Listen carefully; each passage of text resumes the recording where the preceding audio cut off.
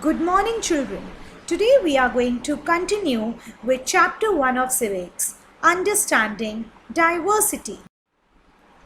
What caused diversity?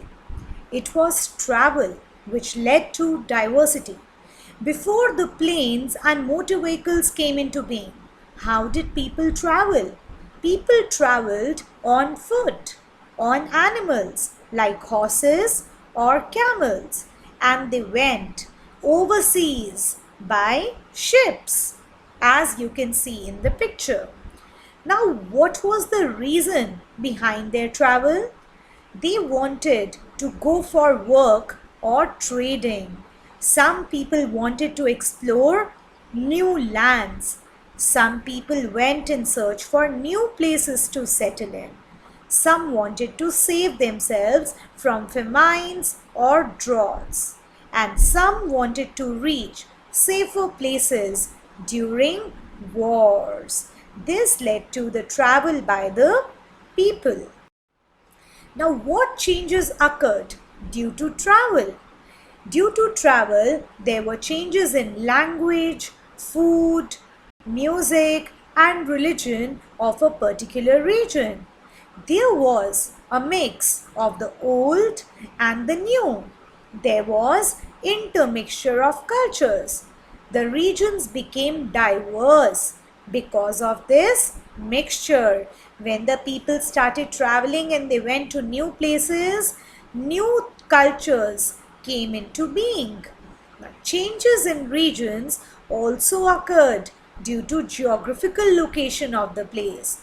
This also adds to diversity.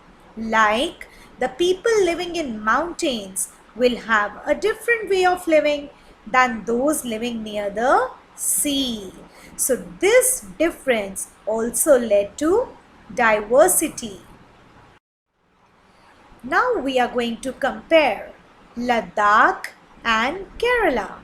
As you can see in the picture, a large part of the state, Jammu and Kashmir, has Ladakh area, which has recently been converted into a union territory and got separated from Jammu and Kashmir.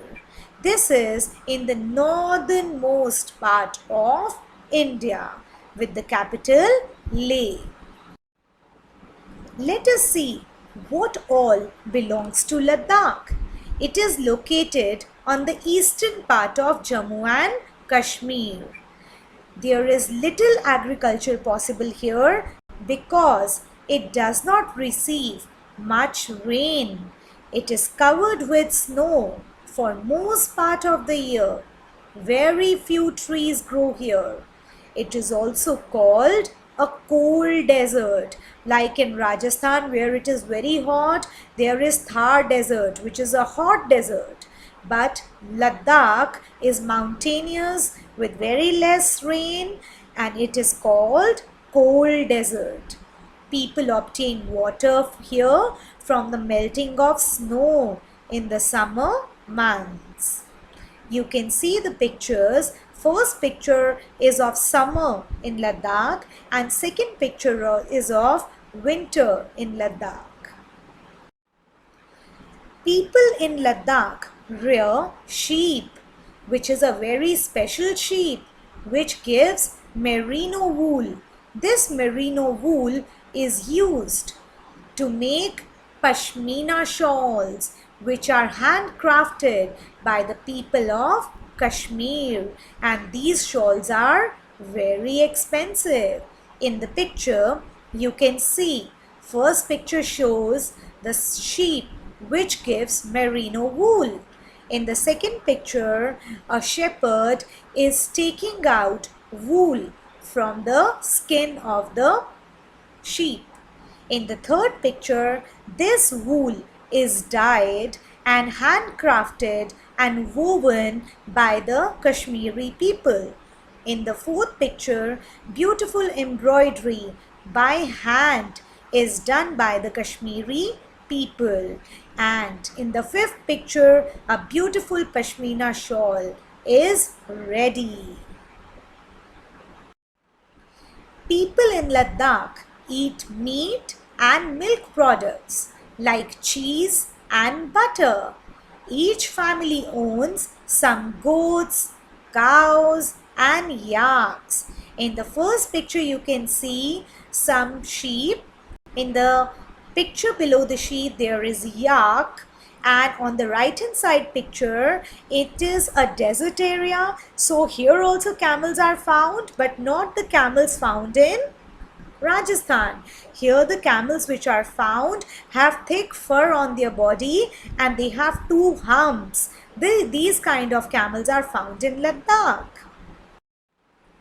Ladakh shares its border with Tibet and China.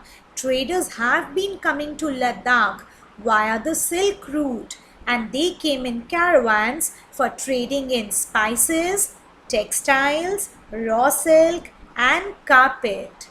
Buddhism is the main religion in Ladakh and Buddhism reached Tibet via Ladakh. Buddhism was not originated in Tibet. It came to Tibet via Ladakh. Ladakh is also called Mini Tibet.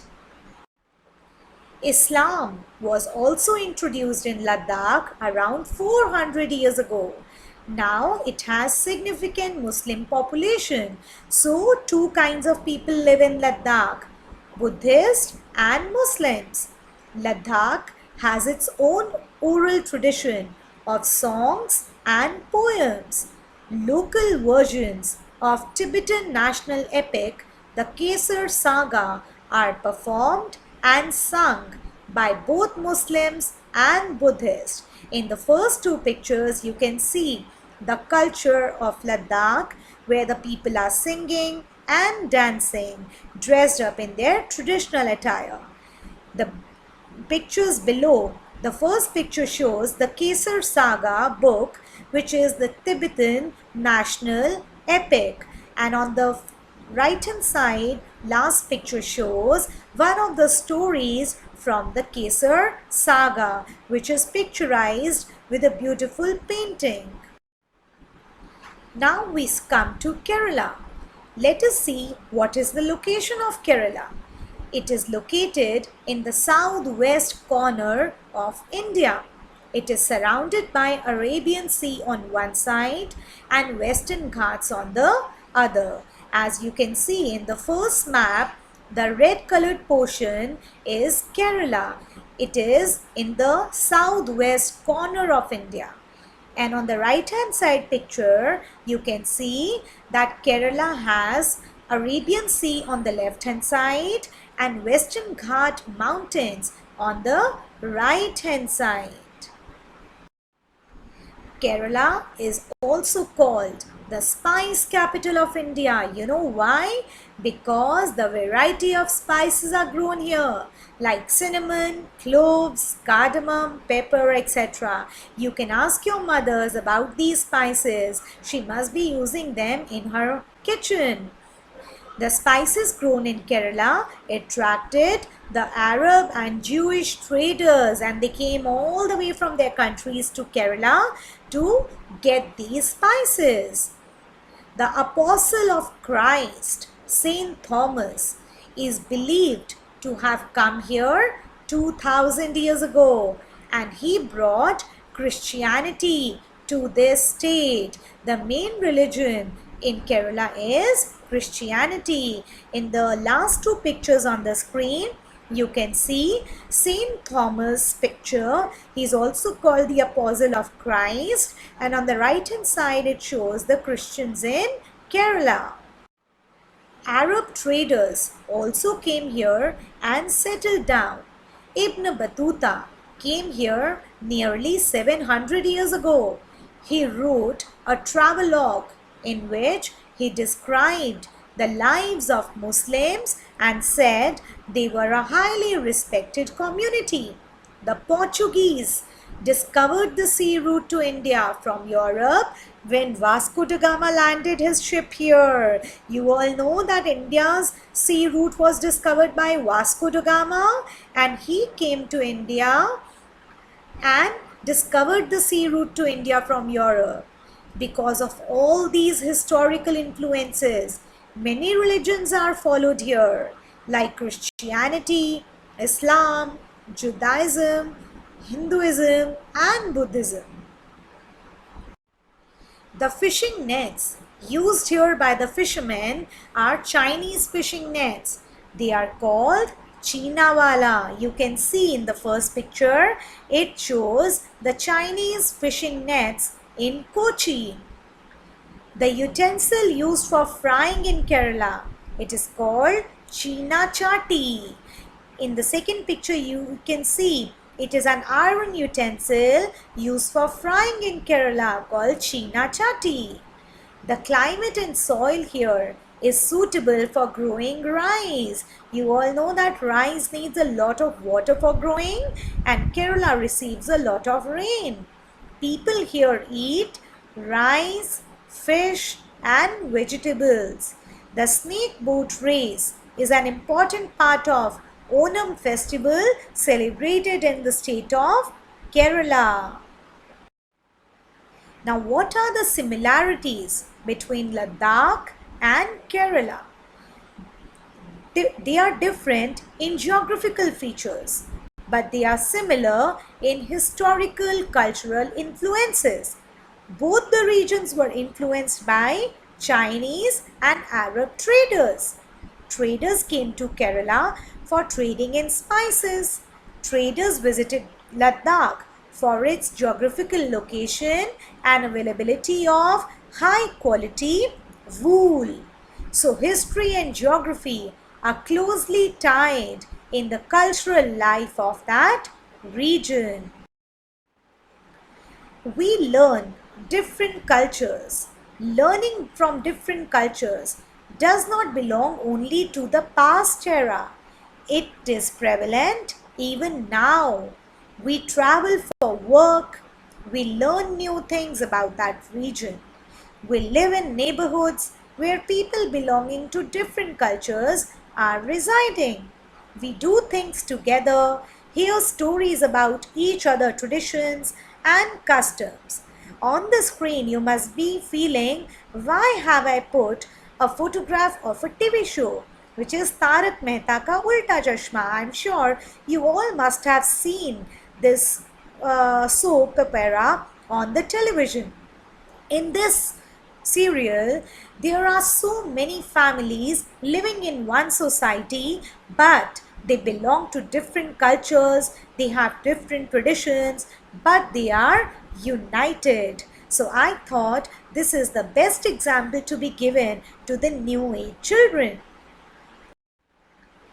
Unity in diversity. We all know India's diversity has always been India's strength. When Britishers ruled over India, the people from different regions, different religions and different cultures joined together to participate in India's freedom struggle. Freedom fighters from all over India got united, went to jails together and did their best to oppose the actions of the Britishers. Britishers thought of dividing the Indians as we had different cultures and religions. But the freedom fighters gave them an answer by getting united.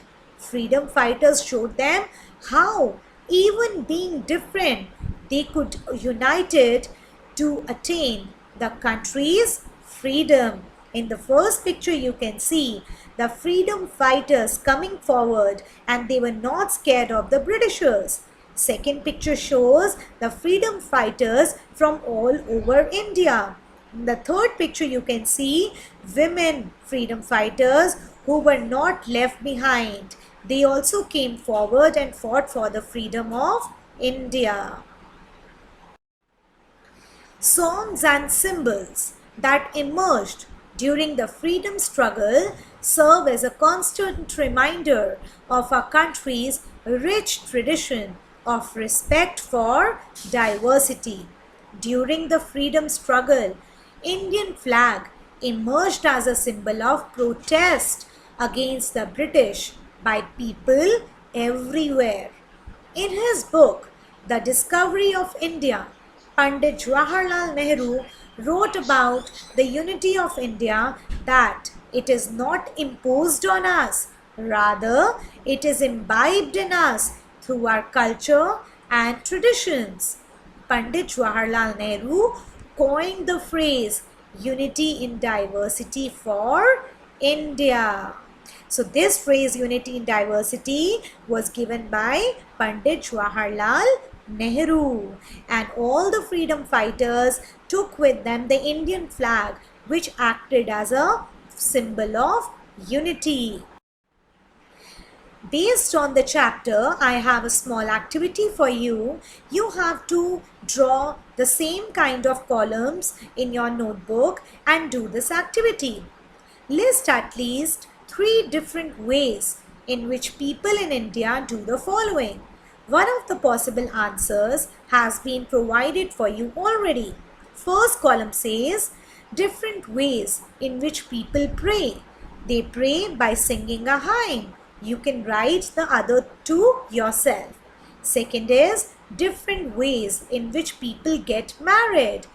One is given through signing a register in the court, and you can fill the other 2 columns yourself. Different ways in which people dress. So one is written Manipur people wear their traditional dress. The other 2 you can write on your own. Fourth is different ways in which people greet each other. In Jharkhand, many Adivasis say Johar to greet each other. Same way you can fill in the other 2 columns. Fifth is different ways in which people cook rice by making biryani with meat or vegetables. So you can ask your mothers and fill in the other 2 columns. So I hope you will enjoy doing this activity. That is all for this chapter, and we have completed chapter 1 of civics, understanding diversity here. Thank you.